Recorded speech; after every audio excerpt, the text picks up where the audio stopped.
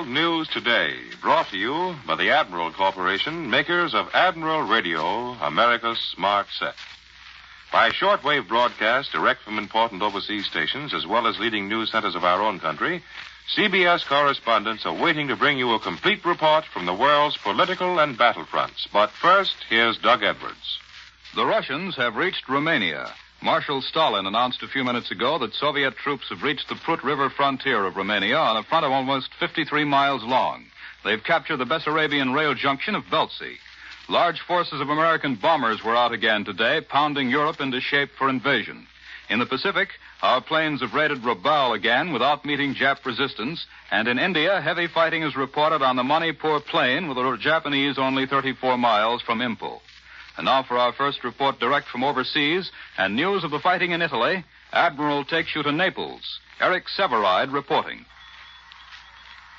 The situation on all three Italian fronts, Cassino, Anzio, and Vesuvius, is quite static tonight. Nothing happened at Cassino save artillery fire. At the beachhead, a British destroyer shelled German positions, and Mount Vesuvius seems to be subsiding a bit after taking 26 human lives. You have heard about the daring assault of Monastery Hill at Cassino by a small number of Allied troops who found themselves pinned down there by German fire. Their communication with the rear were almost entirely cut off. First, we tried to send in runners on foot carrying packs. They didn't all come back. Then headquarters turned to the Air Force. One of the flyers of the 86th Fighter Bomber Group who came to the rescue is here now to explain a bit how this novel operation was carried out. He is Lieutenant Ed Lucas of Greensboro, North Carolina. Well, we fly A-36 Invaders. I've been out dropping bombs and strafing on nearly 50 missions over here. But this was the first time I'd ever tried dropping packages by parachute. It's a lot different and it's pretty tricky. Well, just what's the process? The first part is simple coming up to Cassino. There's seldom any opposition over that stretch. Then we swung in on Cassino. We went in 2 planes at a time. Carried the bales under the wing, one on each side. You just pull the bomb release and the parachutes open on a static line. Well, how high are you? I think I was usually around 100 feet above the ground. As a matter of fact, we were below the German gun positions on top of the hill. We had to come in at relatively slow speed, or we'd never hit the proper spot. And could you actually see those maroon men on the hillsides? I just got a glimpse of them once. 2 men were running bent over, going for a chute bundle on the ground nearby. They were keeping low to stay out of the line of German fire. Must have been in a shallow ditch. Mostly, however, the place looked like it's all dirt and rock. I don't see how they find any cover at all. And did you yourself catch much fire from the Germans? Just small arms fire and a few bursts of ack-ack, which bumped my plane a bit. As a matter of fact, I was much more scared of hitting the hill. We had to fly in through the pole from our own infantry smoke pot barrage on the ground. And did the men get all the supplies you dropped? I think most of it, certainly. We flew 183 sorties in all and delivered 324 packages of food and water, shells, grenades, and landmines and small ammunition. There were some Indian troops there who eat a lot of fish and rice, and they got that from us, too. Well, it was a dangerous and a useful piece of work. Well, you know, we didn't consider it so dangerous. In fact, it seemed so easy that we passed the job around, so as many pilots as possible could chalk up a mission to their credit. We return you now to CBS in New York. More news in just a moment, but first here's Warren Sweeney with a word from Admiral Corporation. How would you like to own a home freezer that will keep you supplied all winter long with fresh vegetables from your victory garden?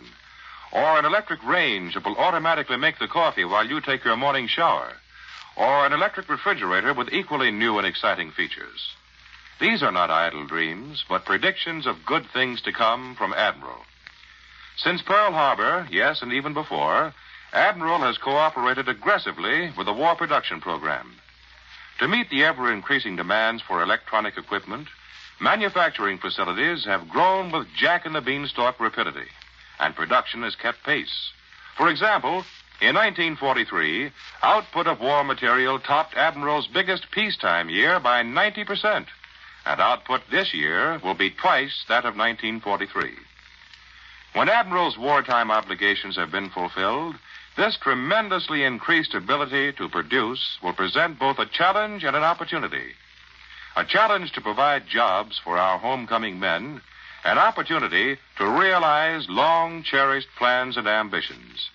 When that time comes, Admiral will proudly present a line of major household appliances, designed, developed, and engineered by men with years of know-how. There will be an Admiral electric refrigerator, an Admiral home freezer, an Admiral electric range, each with new and exciting features for more enjoyable living, each a worthy companion to the radio that has become America's smart set. Now, here once again is Doug Edwards. For news of the home front, Admiral Radio takes you to CBS Washington, Don Pryor reporting. Congress has only 4 more days to go before the Easter recess. In that time, it's just possible that final action will be taken on the GI Bill of Rights, providing all sorts of benefits for war veterans.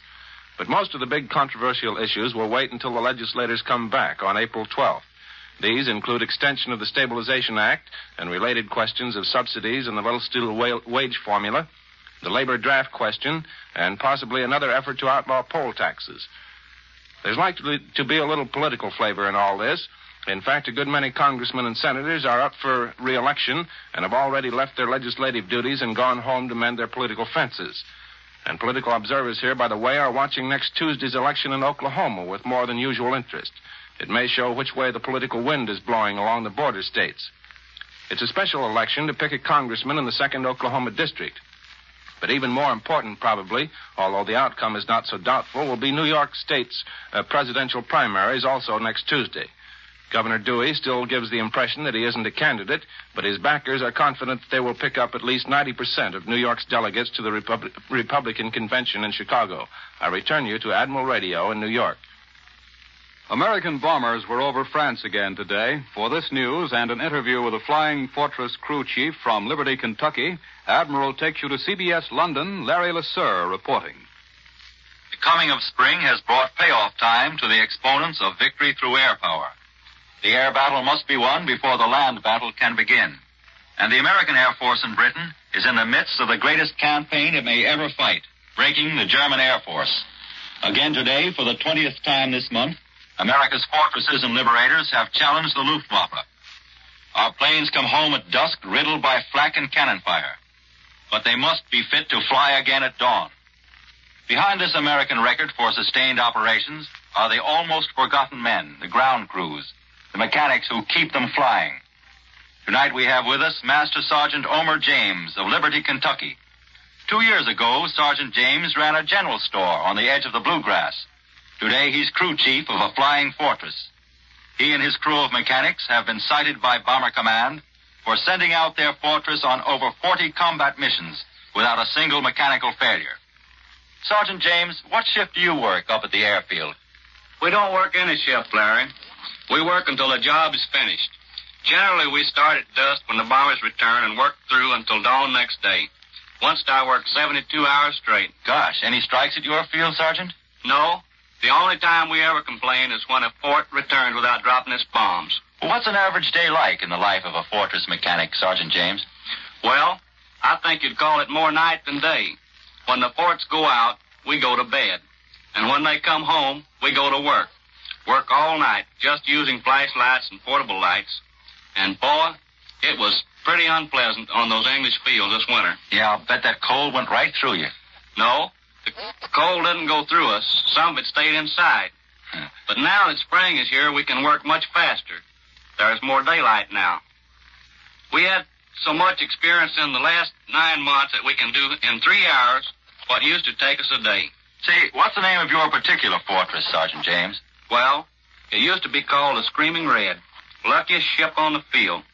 Went out on 45 missions, and none of her combat crew ever got a scratch. But she didn't come back from the 46th. That was Berlin. We waited out on the field until dusk for about an hour after the rest of the planes were home. And then we heard the bad news. Flak got her over the big city. can't tell you how I felt. We were all pretty silent after 9 months, screaming red, and a crew were gone. We're all sorry, Sergeant James, but we know that it costs men and planes to break the Luftwaffe, and that soon you'll have another chance to break the American Air Force record for keeping them flying. We return you now to New York. As we said earlier, Russian troops have reached the Romanian frontier to create new problems for the German command. And tonight in Moscow, the victory guns are booming. For an analysis of the situation on the Eastern Front, here is Columbia's military analyst, Major George Fielding Eliot. The crucial point in the Russian fighting is now the Romanian rail center of Cernati.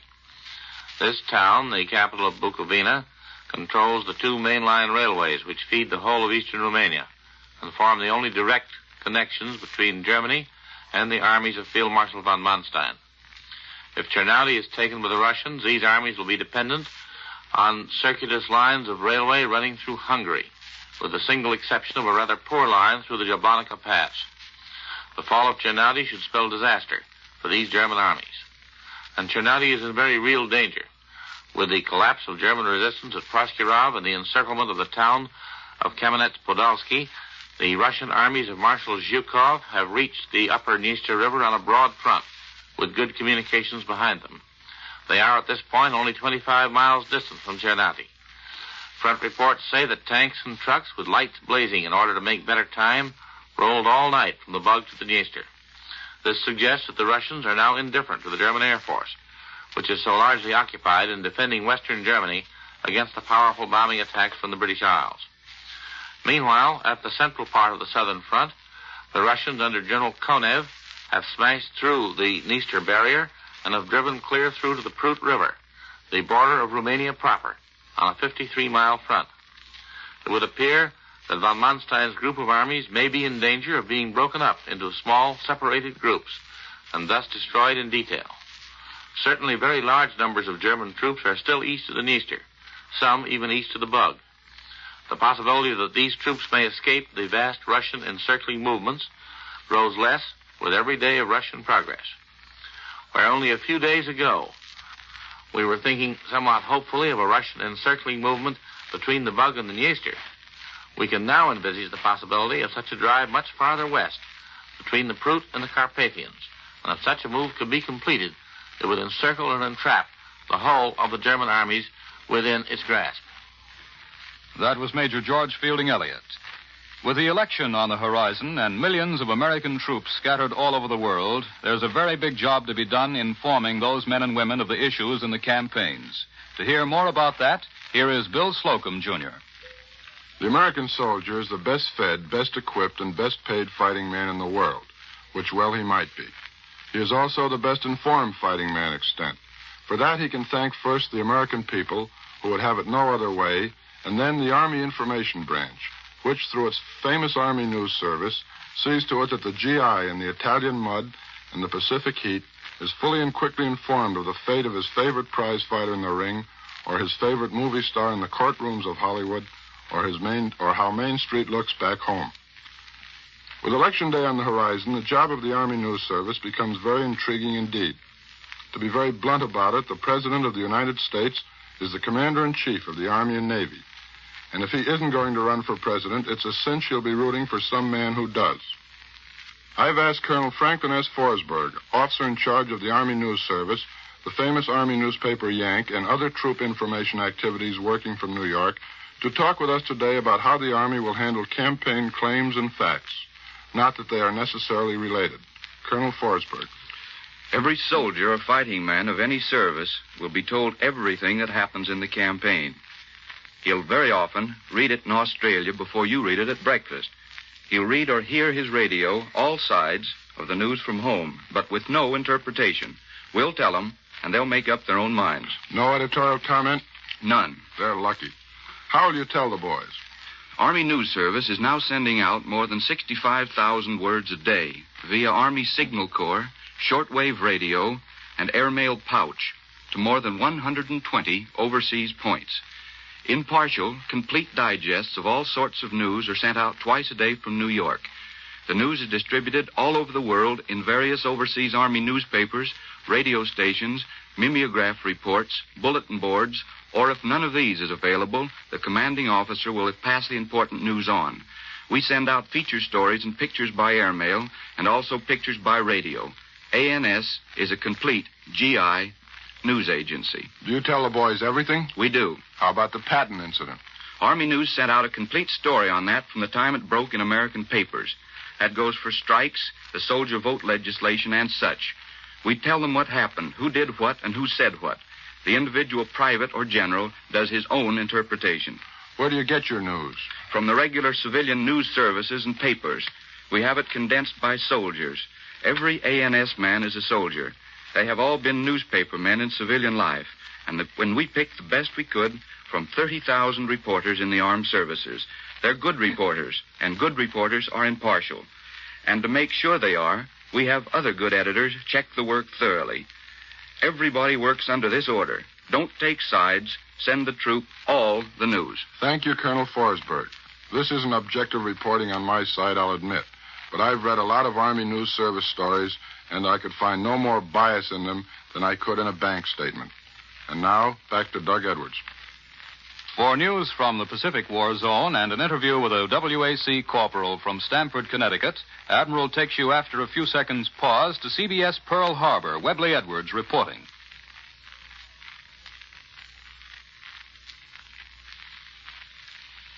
The forward advances of our forces from the Southwest Pacific have given the Americans control of the Pacific Sea areas as far north as Truk.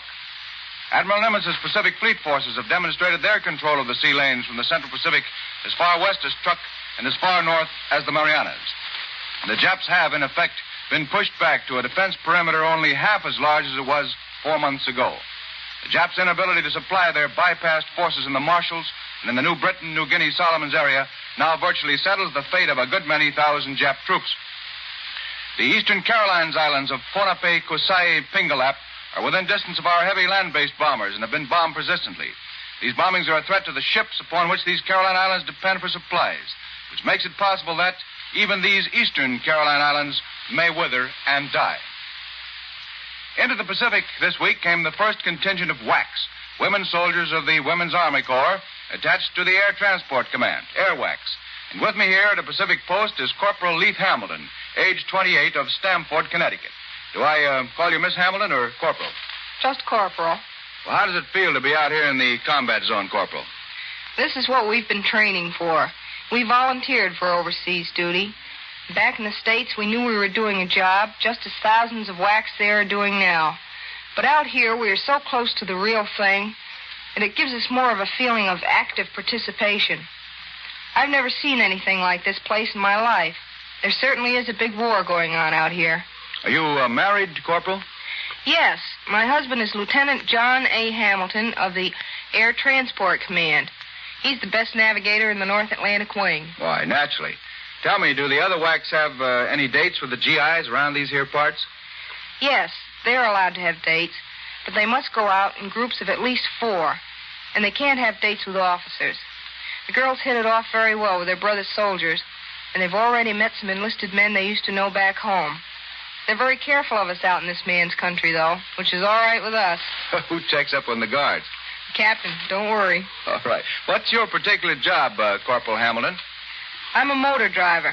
Anything from a 2.5-ton truck on down to a Jeep. We came out here to relieve men to go on active duty, and it's really happening. I'm glad to say that the man whose place I have taken has already received his orders to go. And that's one of the newly arrived airWACs in the Pacific, Corporal Leith Hamilton, now taking a male truck driver's place in the combat zone. This is Webley Edwards at a Central Pacific airfield, returning you to Admiral Radio in New York.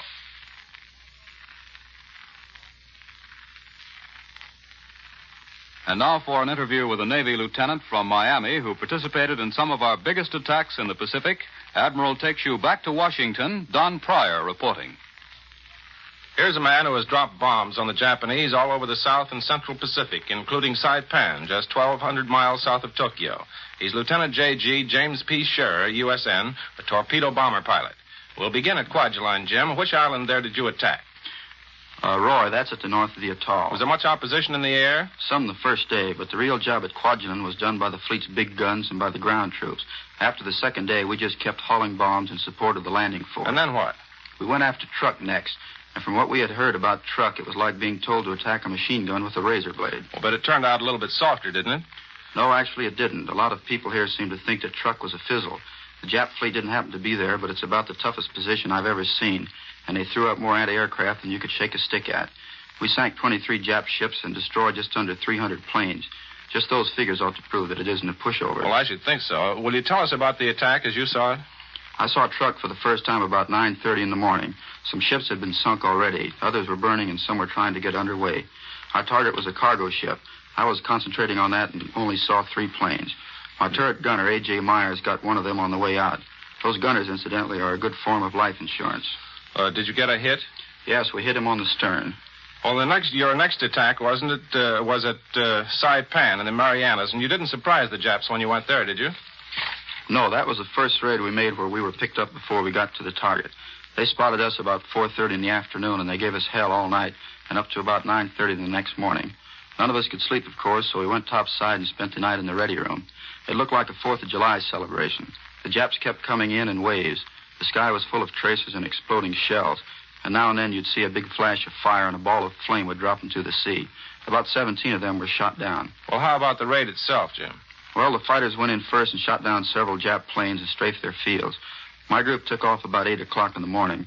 The Jap bombers were still coming after our carriers, and while we circled, the Ack-Ack and fighters shot down several more of them. We came over Saipan about 9 o'clock. It's a beautiful little island covered with trees and cane fields, and there's a pretty fair-sized town of several thousand people. We didn't hit that. Our target was an airfield, and we got about 5 Jap planes on the ground. But we missed most of the fun because the Japs tried to dive bomb our carrier while we were gone. But they didn't get a hit. There was another run later in the day, but it didn't get in on that. They went after the only ship in the harbor and shot up a few small boats. Well, Jim, you look awfully healthy for a man who's been through all that. Have you ever been wounded? Once. I was shot down in the raid on Rabaul, and a sailor's helmet fell off when he leaned over to pull me aboard a destroyer. The helmet hit me on the head. Well, in other words, a helmet can dish it out as well as take it. I return you now to Admiral Radio in New York. In closing, we'd like to remind you that Prime Minister Churchill of Great Britain will speak to the world from London this afternoon, and his address will be heard over the Columbia Network at 4 p.m. Eastern Wartime. And now, once again, here is Warren Sweeney with a word from Admiral Corporation. In the months prior to Pearl Harbor, the personal or camera-type radio was rapidly gaining favor with the American public. Small enough and lightweight enough to carry alone or packed in luggage, the Admiral Bantam was the reigning favorite among camera-type radios. For despite its small size, the Admiral Bantam produces plenty of volume and excellent tone. Operating equally well on alternating or direct house currents or self-contained batteries, there are never any power blackouts with the Admiral Bantam. The Bantam is just one member of the large family of Admiral Radio, America's smart set, and they'll all be back when war clouds lift. The Admiral radios of the post-war era will be finer because of the improvements perfected and the experience gained in building wartime communications equipment. Yes, great things are brewing in the modern plants of Admiral Corporation, world's largest manufacturer of radio phonographs with automatic record changers. The appearance of personnel of the armed services on this program does not necessarily constitute an endorsement of our product. The home front pledge is, I will pay my ration points in full, and I will pay no more than ceiling prices. As you know, there is a ceiling price for almost every food you buy. These ceiling prices don't cover just meat and canned goods. They also are in effect on staples like bread, cereals, eggs, soap. In fact, almost everything that goes into your market basket. Know your ceiling prices and pay no more. It's the fair way. World News Today is brought to you each Sunday at this hour by the Admiral Corporation, makers of Admiral Radio, Admiral Refrigerators, Admiral Home Freezer, Admiral Electric Range. Be sure to listen again next Sunday when Admiral brings you World News Today by shortwave, direct from leading news centers of the world. Warren Sweeney speaking. This is CBS, the Columbia Broadcasting System. The WBBM Air Theater, Wrigley Building, Chicago.